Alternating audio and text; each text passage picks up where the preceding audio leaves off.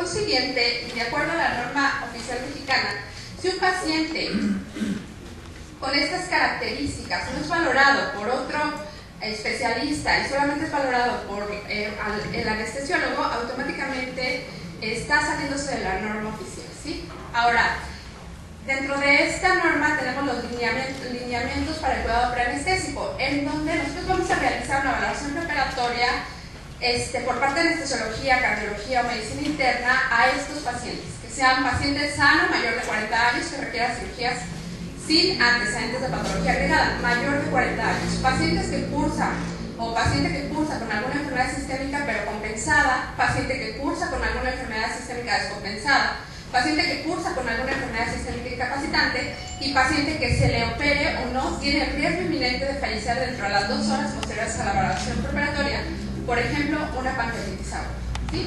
Este es el objetivo del trabajo que estamos presentando. Entonces, para todos los que no conocen la telemedicina, básicamente es la aplicación de los servicios médicos a distancia por medio de la tecnología, esto es, por medio de videoconferencias, ¿sí? Y entonces decimos, como antecedente, que por más de 50 años se ha buscado la forma de dar servicio de calidad a distancia utilizando la tecnología, y para esto, o en ese momento, surgió la telemedicina. Y de acuerdo a la Organización Mundial de la Salud en 1998, en los países europeos definieron que la telemedicina es el suministro de servicios de atención sanitaria en los que la distancia constituye un factor crítico. Ok, aquí lo subrayé porque el estado de Oaxaca tiene esto, la distancia constituye un factor crítico. Por la orografía del estado, nosotros consideramos que la atención médica ha sido limitada por esos factores, ¿sí? Básicamente por profesionales que apelan a la tecnología de la información con el objeto de intercambiar datos para hacer diagnósticos, preconizar tratamientos y prevenir enfermedades y heridas, ¿sí? Y sobre todo con el fin de mejorar la salud de las personas que viven en las comunidades, y sobre todo en las comunidades alejadas, que en este caso, en el estado, pues es del diario, ¿sí? Ahora bien, ¿cuál fue el objetivo? ¿Cuál fue nuestra necesidad de mostrar o la necesidad de aplicar la telemedicina para este tipo de situaciones como son las valoraciones preparatorias? Una fue de que se empezaron a construir de forma, se puede llamar indiscriminada, hospitales comunitarios, en donde estaba muy presente el área quirúrgica. Desafortunadamente nosotros no teníamos o no se cuenta con los recursos de personal de estos hospitales, sobre todo medicina interna no está considerada dentro de la planeación. Entonces, por consiguiente, la deficiencia de esto hizo que los médicos cirujanos y los anestesiólogos bajaran la productividad porque no podían operar, porque no tenían el recurso humano para poder realizar las valoraciones prequirúrgicas. Entonces, por consiguiente, se apoyaron de nosotros para poder empezar a realizar valoraciones a distancia y que ahora sí se le diera el servicio de calidad a los pacientes y a las comunidades que estaban alejadas, ¿no? Entonces, los objetivos de este trabajo o de implementar este tipo de recurso fue reducir los costos, acortar distancias, disminuir los riesgos de traslado, disminuir la sobresaturación de los hospitales centralizados como disminuir los tiempos de atención médica y mejorar la calidad de atención. Estos fueron los objetivos para nosotros como servicio de telemedicina o para Jefatura de Telemedicina, fue la aplicación de este servicio, ¿sí? Entonces, ¿cuál fue la metodología? Básicamente se realizaron 142 valoraciones por medio de videoconferencia, por medio de telemedicina en un periodo de 2 años, de agosto del 2009 a agosto del 2011. A los hospitales comunitarios, Hospital de Juquila, al Hospital Básico Comunitario de Amazola, al Hospital de Chalcatongo, al Hospital de Temazcal, Santos Reyes Nopala, Nejapa de Madero, Puerto Escondido y Tlacotepec, ¿sí?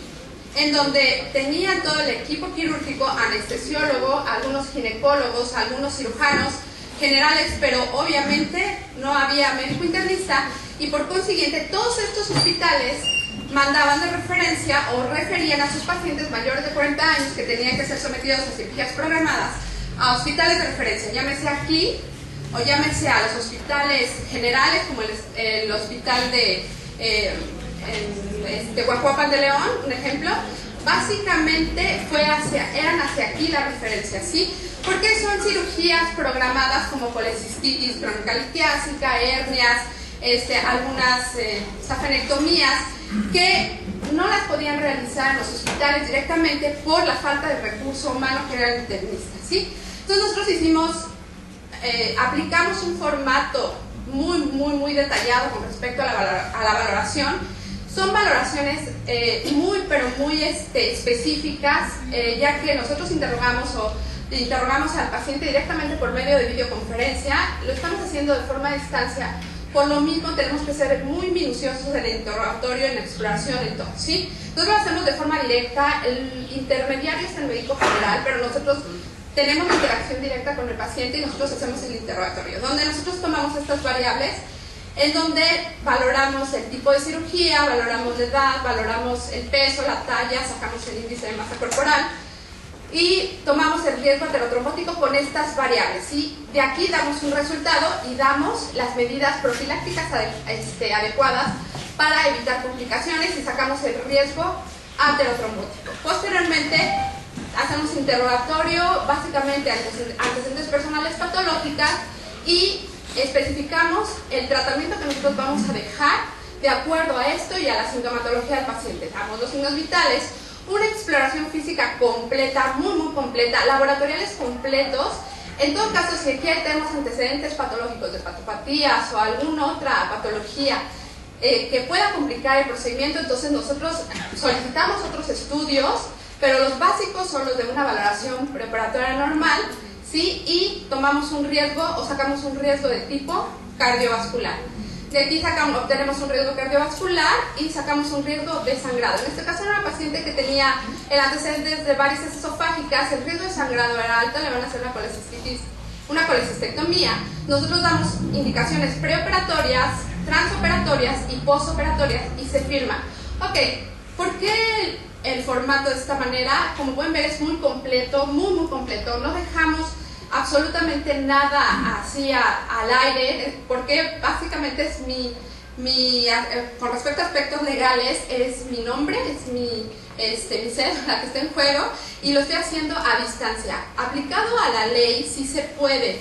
Nosotros lo que hacemos es escanear la valoración y enviarla a su hospital comunitario y entregarla al expediente o integrarla al expediente, y de ahí el anestesiólogo se basa para realizar el procedimiento quirúrgico, o si el riesgo es alto lo dejamos a su consideración, o de plano yo les digo no se puede operar y refiero al paciente cuando el riesgo cardiovascular aterotrombótico es muy alto, ¿sí? Entonces nosotros lo hicimos con 142 pacientes y lo que obtuvimos fue que 78 de estos fueron mujeres y 64 de estos fueron hombres. La edad promedio fue de 65 años, con 47.7% no hablaba español, o sea, gente que nunca ha salido de sus comunidades para atención médica. El 29% nunca había tenido atención médica, eso es curioso, ¿sí? Hasta que fueron al hospital, se les dijo que se tenía que operar y se le realizó la valoración y se operó, ¿sí? El 10% ya sabía de su diagnóstico, ya previamente había tenido contacto con un médico, pero por falta de recursos económicos no regresó a programarse para cirugía, ¿sí? El riesgo aterotrombótico promedio fue de riesgo alto 12 pacientes, riesgo moderado 92 y riesgo bajo 38. El riesgo cardiovascular fue nivel 1, 88 pacientes, nivel 2, 36 pacientes, nivel 3, 12, y vean un nivel 4, se animaron a operarlos con un nivel cardiovascular 4 y les fue muy bien. Nosotros tuvimos solamente una complicación de un paciente con nivel 4 que era posoperado en el Instituto de Cardio de valvulopatía y recambio bivalvular, y ese paciente se operó de una hernia perfectamente bien, hubo problema, pero como estuvo más tiempo en el hospital le dio delirio, pero salió sin ningún problema, ¿no? 0% de mortalidad y 0% de morbilidad, ¿sí? Los principales diagnósticos clínicos para la cirugía fueron estos,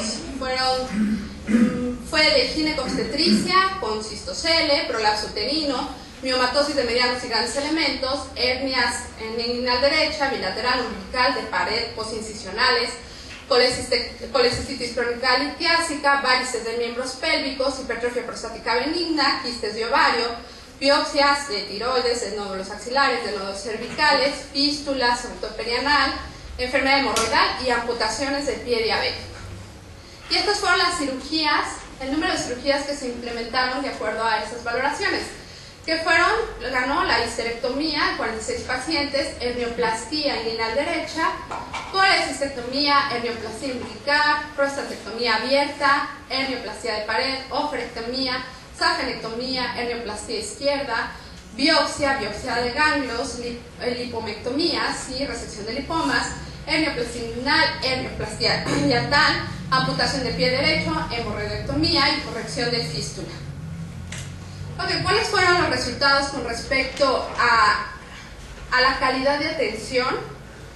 Pues fue esto, ¿sí? Nosotros tomamos en cuenta como base su agenda, porque nos metimos aquí al archivo, y vimos que ustedes como hospital de referencia tienen un retraso en las valoraciones desde que se realiza el diagnóstico quirúrgico hasta que se opera el paciente, aproximadamente de 2 a 4 meses. O sea, estamos hablando de un paciente. Esa paciente de histerectomía, a lo mejor hasta desde que se le hizo el diagnóstico hasta que se va a operar, 4 meses. Y eso, si no, o cuántas veces no se ha tenido que suspender la cirugía, porque pues entró una urgencia o porque ya se retrasó se complicó otro paciente en quirófano. Entonces esto en promedio fue de 2 a 4 meses lo que nosotros estábamos viendo de acuerdo a su archivo.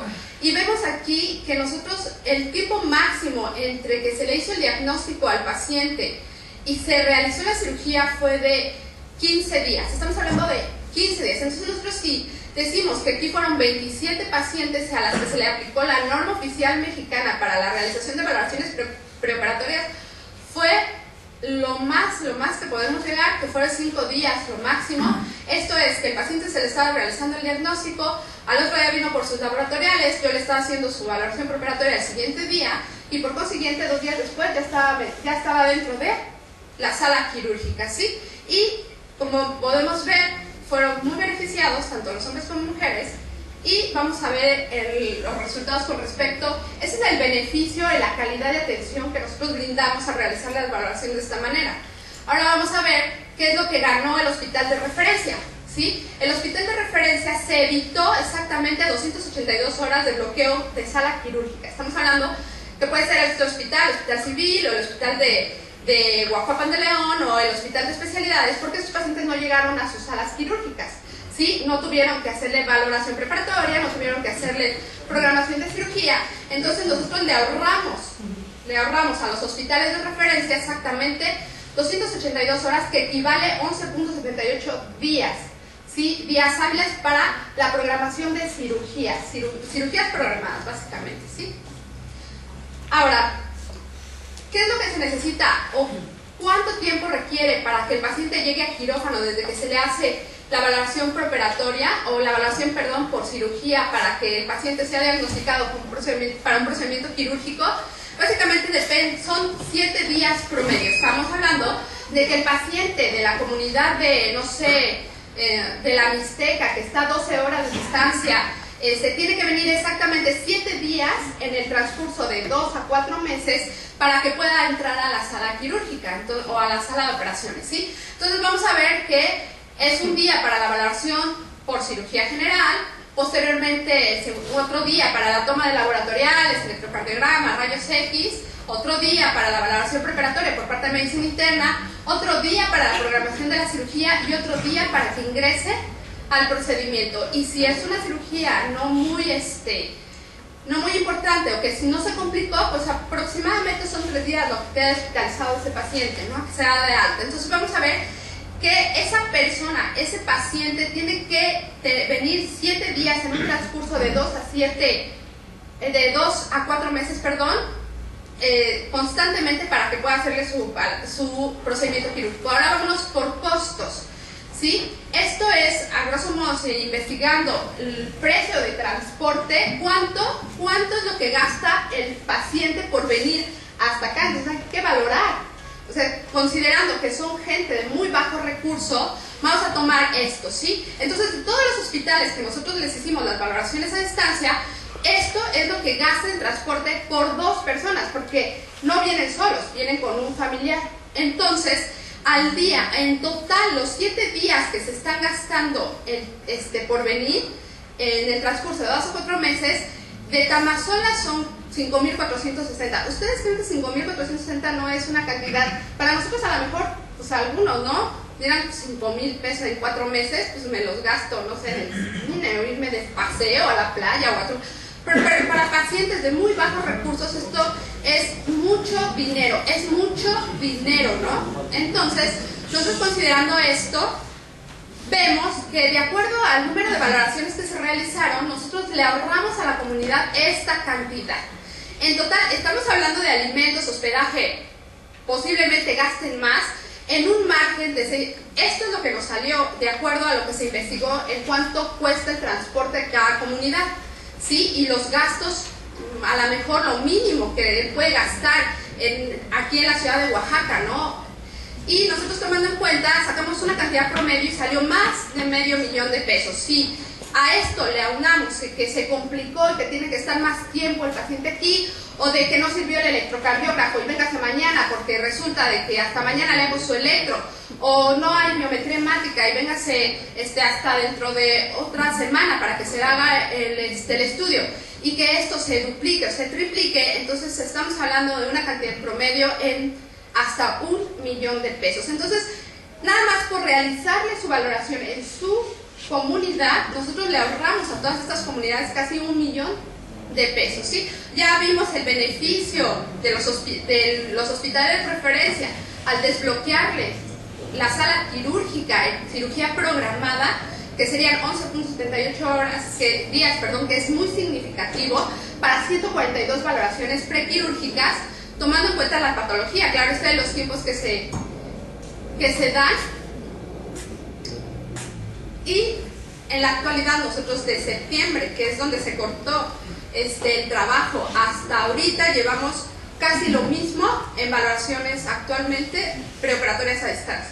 Entonces, claro está que los médicos cirujanos, ginecólogos que están trabajando en los hospitales comunitarios ya se dieron cuenta que es funcional 100%, que es 0%, es confiable, hay 0% de complicaciones, 0% de mortalidad, y ha aumentado de manera considerable la demanda para este tipo de servicios, ¿sí? Ginecología sigue siendo el de más demanda, y ahorita los que llevamos en primer lugar para la demanda de este servicio es el Hospital General de Puerto Escondido, que no tiene internista, aunque es hospital general.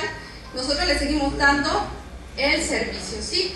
Y ahora bien, nosotros concluimos que realizar una valoración preparatoria a distancia por medio de telemedicina, por medio de videoconferencia, es segura, es confiable, disminuye costos, está comprobado, acorta distancias y disminuye riesgos para los pacientes, que es lo más importante. Los pacientes no quieren salir de sus comunidades porque uno tiene que gastar y la otra es el riesgo de atravesar sierra, por donde sea se tiene que atravesar sierra, ¿no? O sea, por donde sea. Hasta para ir a la Ciudad de México se tiene que atravesar sierra. Es un riesgo al cual está sometido el paciente, ¿sí? Disminuye tiempos, brindando calidad. Estamos dando atención de calidad porque estamos dando un servicio en donde se va a aplicar casi inmediatamente, ¿sí? Y sobre todo ayuda a reducir la sobresaturación de los hospitales de referencia con respecto a la agenda de cirugías programadas.